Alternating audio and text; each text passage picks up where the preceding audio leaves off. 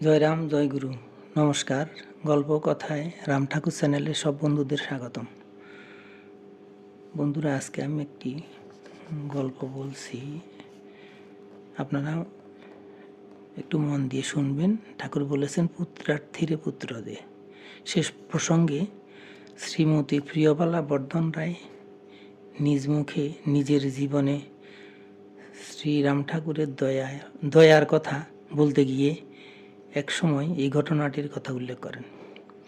আগরতলার জয়নগর বাসভবনে এই ঘটনাটি ঘটেছিল। দয়াল ঠাকুর শ্রীদেহে থাকা অবস্থায় এই ঘটনাটি শ্রী শ্রী ঠাকুর একই সময়ে বিভিন্ন জায়গাতে অবস্থান করার ক্ষমতা রাখতেন, অথচ ঠাকুরকে জিজ্ঞাসা করলে শ্রী শ্রী ঠাকুর খুব শক্তভাবে উত্তর দিতেন। এমন তো হয়ই। বিয়ের পর 8 বছর পর্যন্ত শ্রীমতী প্রিয়বালা বর্ধন রায় মা হবার সুখ উপলব্ধি করতে পারেননি। এদিকে শ্বশুরালয়ের বেশ ভালো ধারণা জন্মেছিল যে এই বউয়ের ঘরে বোধ হয় আর ছেলে মেয়ে হবে না। যাক, ভগবানের কৃপাতে বিয়ের 9 বৎসরের মাথায় তিনি গর্ভবতী হলেন এবং যথাসময়ে একটি পুত্র সন্তান লাভ করলেন।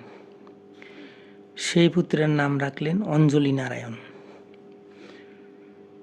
সেই ছেলে যে কত আকাঙ্ক্ষার ধন, সেই মা ছাড়া এই জগতে আর কি বুঝবে। যথাসময়ে ছেলের বিদ্যাভ্যাসের ব্যবস্থা করা হলো। এভাবে ছেলে যখন 6ষ্ঠ শ্রেণী থেকে 7ম শ্রেণীতে উঠবে, তখন হঠাৎ সেই ছেলে ঘর থেকে পালিয়ে গেল। অনেক খোঁজাখুঁজির পরও ছেলেকে পাওয়া গেল না। পিতা শ্রীযুক্ত শচীন্দ্রবর্ধন রায় পুলিশ ডিপার্টমেন্টে উচ্চপদস্থ কর্মচারী ছিলেন। তিনি পুত্রের জন্য অনেক অনুসন্ধান চালালেন, কিন্তু ছেলেকে পাওয়া গেল না। মায়ের চোখে ঘুম নেই, পুত্রের জন্য কেবল ভগবানকে ডাকছেন। তখন শ্রী শ্রী ঠাকুরের খুব নাম। শ্রীমতী প্রিয়বালা বর্ধন রায় স্বপ্নে ঠাকুর থেকে নাম পেয়েছিলেন এবং পরবর্তী সময়ে তিনি ঠাকুর থেকে ওই নাম ভাঙিয়ে নেন। তিনি এবার মনে প্রাণে শ্রীরাম ঠাকুরের শরণ নিলেন। এ বাড়িতে ঢোকার সময় বাম পার্শ্বের যে বাগান সংলগ্ন ঘরটি আছে, সেই ঘরে শ্রীমতী প্রিয়বালা বর্ধন রায় সামান্য তন্দ্রাচ্ছন্ন অবস্থায় শুয়ে আছেন। এমন সময় দেখতে পেলেন বাগানের দিকের সামনের দরজা দিয়ে শ্রী শ্রী ঠাকুর এসেছেন। এবার তিনি ঠাকুরকে কোথায় বসতে দেবেন? তিনি ঠাকুরকে ঠাকুরের আসনটি দেখিয়ে দিলেন। দয়াল ঠাকুর কয়েকটি কথা বলেছিলেন। মা, কাঁদছেন কেন?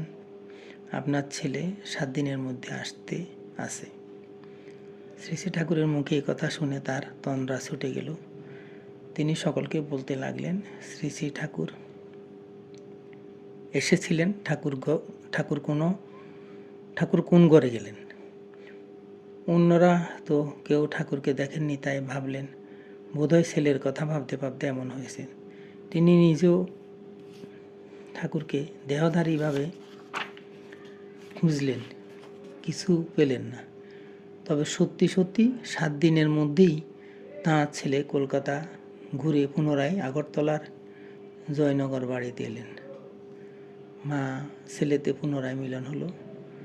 শ্রী শ্রী সত্যনারায়ণের পাঁচালিতে আছে, পুত্রার্থীরে পুত্র দে, ধনার্থীরে ধন। শ্রীমতী প্রিয়বালা বর্ধন রায় ঠাকুরের প্রতি দৃঢ়ভক্তি যুক্তা ছিলেন। তিনি নিজ মুখে বলেন, ঠাকুরেই আমার ছেলেকে আমার নিকট ফিরিয়ে দিয়েছিলেন, ঠাকুরেই সব। বন্ধুরা, এখন আমি একটি ঠাকুরের বেদবাণী থেকে বাণী পড়ে শোনাচ্ছি আপনাদেরকে। ঠাকুর বলেছেন, লৌকিক প্রকার সংসারের বন্ধন বৃদ্ধি করে,